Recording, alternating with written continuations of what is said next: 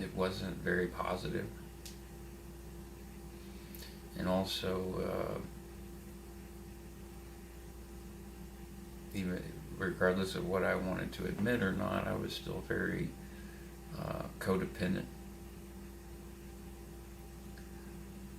And to be quite frank, as I've said before, but up until now, I guess you guys really haven't had the information. But my life before Scientology was much more traumatic and abusive than Scientology itself was. And Scientology was the icing on the cake, and after a long life of that kind of craziness, just was sort of additive. Didn't do much good.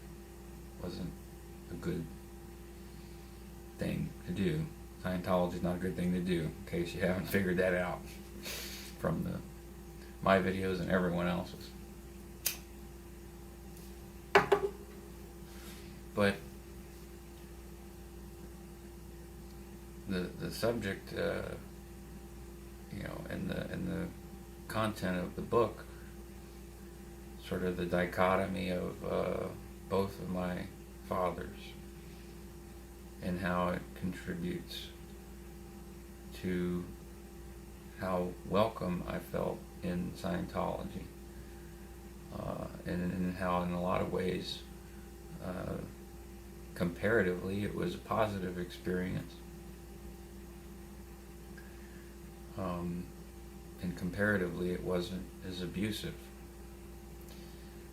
My hope is that in the book, it'll help and maybe inspire some people. And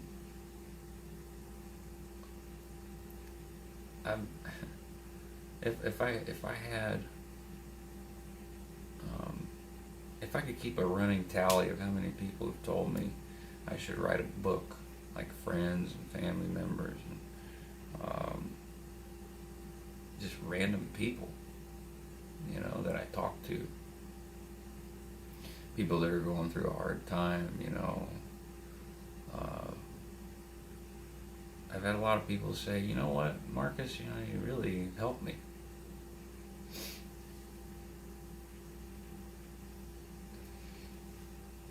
Why don't you write a book? You could write a book about your life.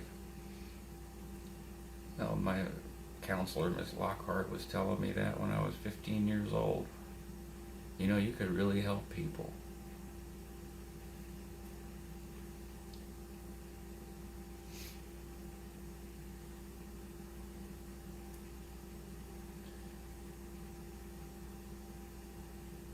So I've been afraid a long time to talk about this because it's such an intimate, personal issue with my family. It's not Scientology, where I could care less if a Scientologist wants to disconnect from me. I don't have any family in Scientology. But talking about this kind of abuse, which in many cases, many scenarios I've been through, is worse than Scientology.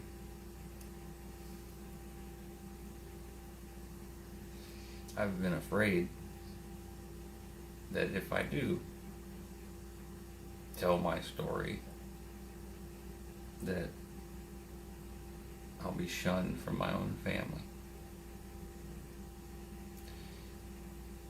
And there's people I love in my family. I love my family.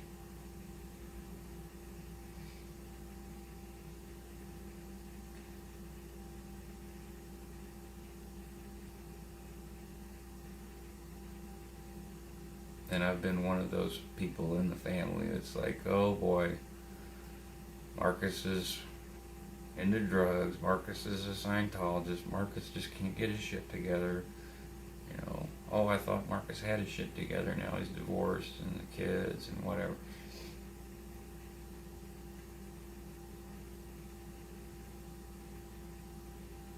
I've come to find out that there's a lot of this stuff people don't know.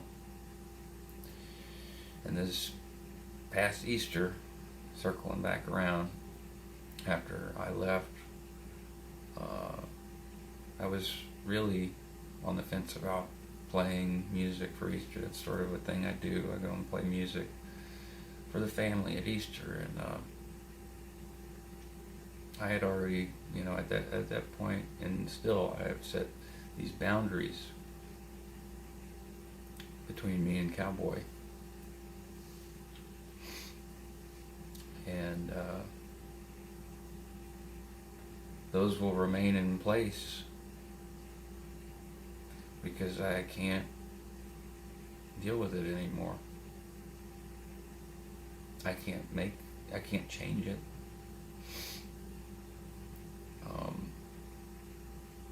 I don't want to make him feel guilty. I don't want to hurt him. I really don't have any ill feelings towards him. But I don't approve of that kind of behavior, the manipulative behavior. And there's so much more that I could say that would just floor people, It's the extent of the manipulation and control, the need to want to control people. It goes far beyond what I've said. And it can be sickening, And that's the point, is that I would love for him to get help. It's sick, sick thing.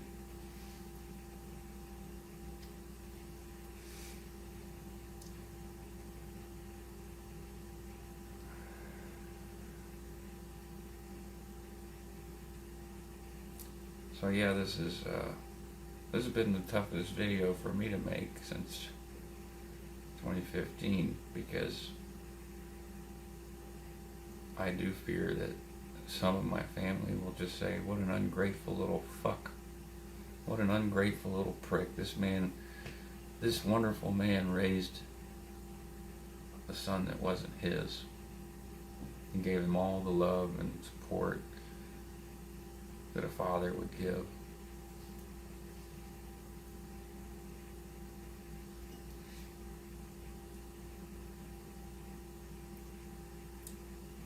But I can't even begin to explain the feelings of inferiority, not good enough, trying to make someone proud, and all this. Like, it's been a lifetime of disappointment and failure, feeling like that, because for many years I shared that viewpoint that, wow, what a great guy.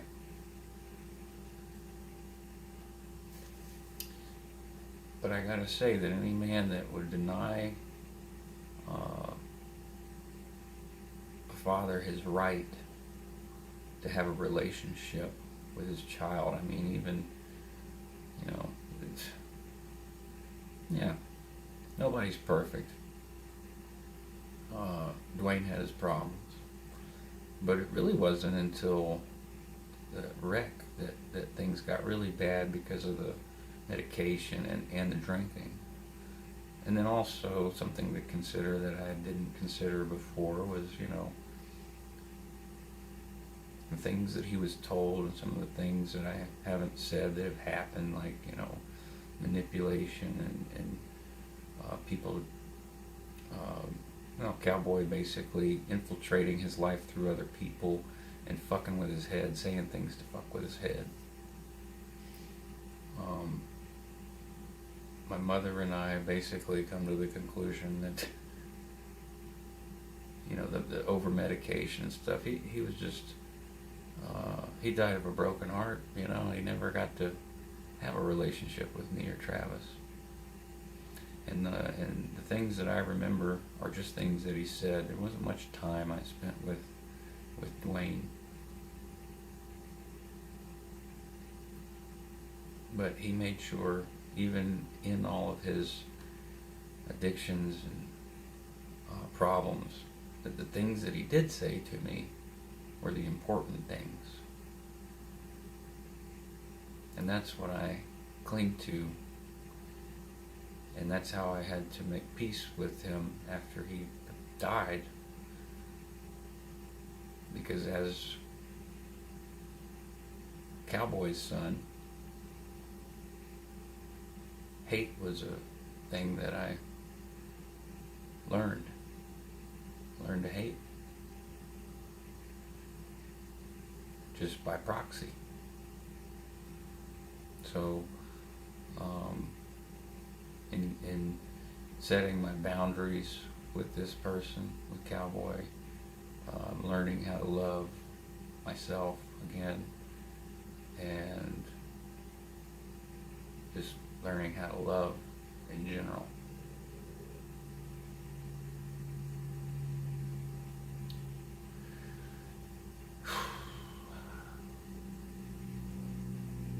What prompted all of this is this morning my mother came over and said that Cowboy wanted to buy me a car.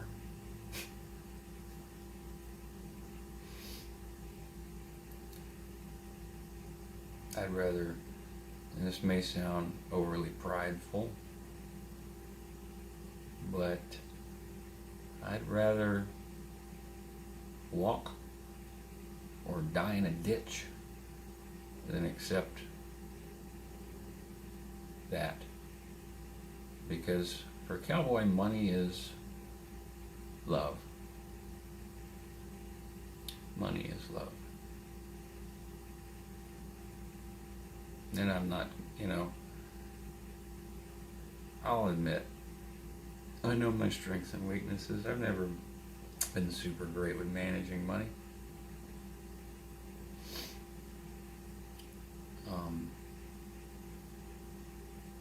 It's something that I gotta work on.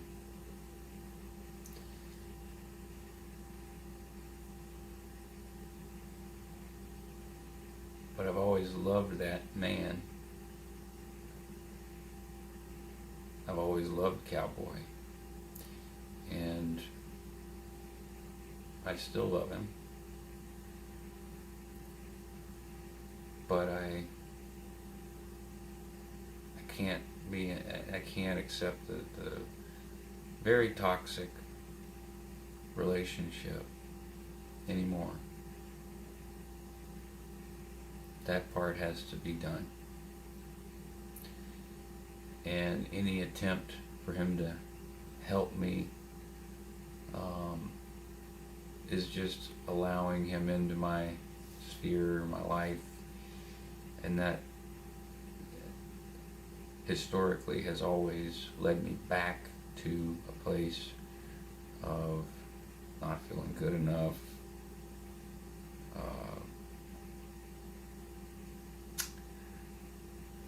and owing him. That's why I never asked him for money. If I needed money, I'd ask my mother. I asked Cowboy for money during my divorce, and that proved to be more of the same. I have very limited access to the kids, although I'm thankful I have access.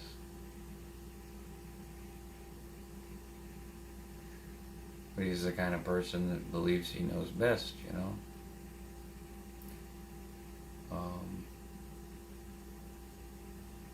So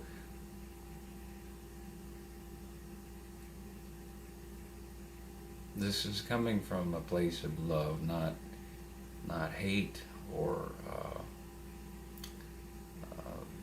like I want to make him sorry for things he's done.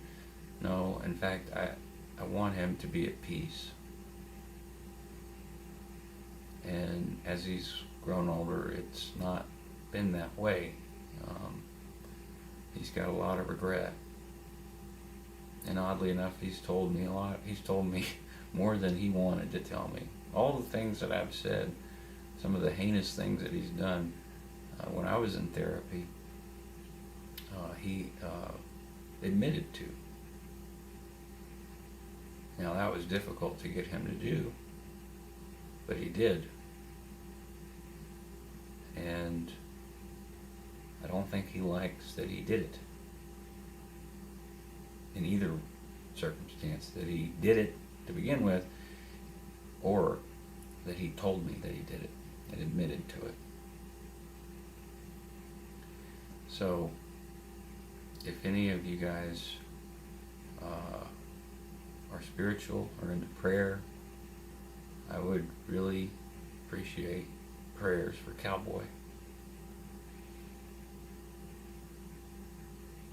Because he has heart problems. He had a widowmaker, when he was 58. And, holding on to all of that stress and all of those regrets and things is not healthy. And he very much wants to live to see his grandchildren graduate and grow up. And I'm okay with that. I just don't want him fucking up my kids. And thank God for my mother.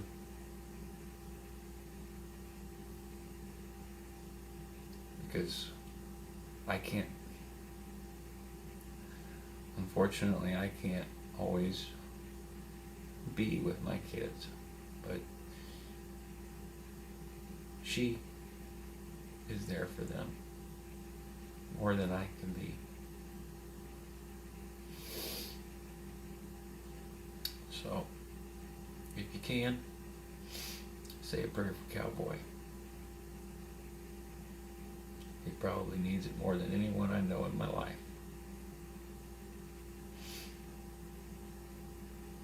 And I love you guys. And if you sat through all this,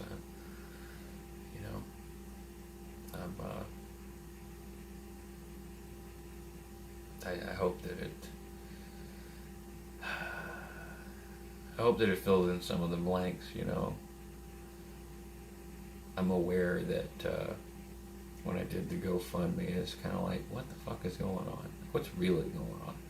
Well, there you have it. It's 37 years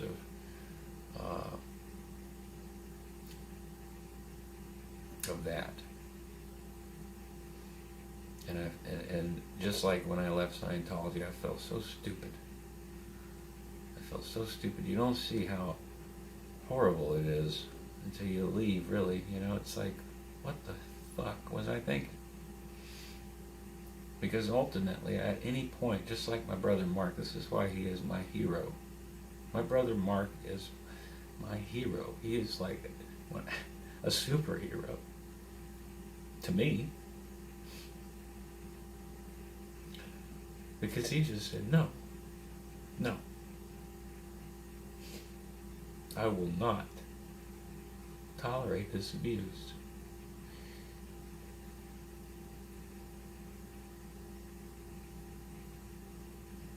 And in a lot of ways, he was kind of shunned by the family. I'm not gonna say, I can't say, I can only say my immediate family, I'm not talking about my cousins or anybody, but there have been issues that people have taken with Mark. But he said, no, I will not. And he made a whole new life for himself, a family. He worked very hard.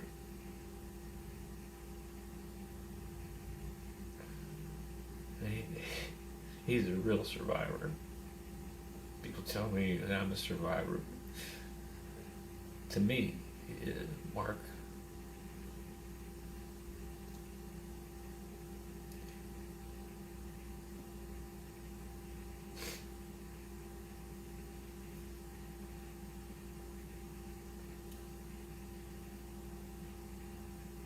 I don't know.